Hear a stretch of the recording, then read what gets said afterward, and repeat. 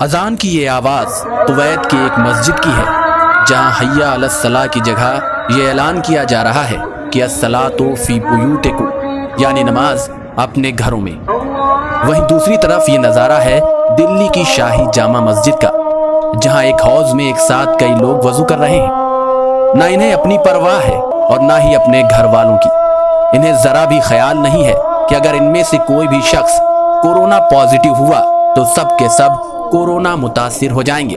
کیا یہ سمجھداری ہے یا لوگوں کی ہر دھرمی؟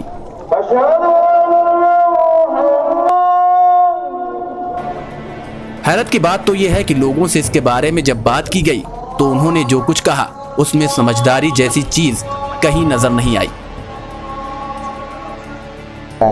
کوئی اس میں ڈر کی بات نہیں ہے۔ جو اللہ کو جو ماننے والا ہے نا، وہ ڈر کی بات نہیں ہے۔ جو نہیں اللہ کو ماننے والا ہے تو وہ ڈرے گا ہی، ٹھیک ہے۔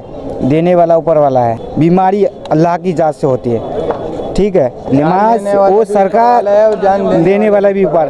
ہم کو اس مٹی میں جانا ہے، جانا ہے۔ وہ تو نماز کے لیے تو نکلیں گے، اللہ کے گھر آئیں گے تبھی تو اللہ سنائے گا۔ حالانکہ شاہی جامع مسجد کے امام مولانا سید احمد بخاری نے لوگوں سے احتیاط کرنے کی اپیل کی تھی۔ کورونا وائرس کی اب تک کوئی دوا نہیں تیار ہوئی ہے، لیکن اس سے بچا جا سکتا ہے سمجھداری اور احتیاط سے۔ ٹیم اردو خبر۔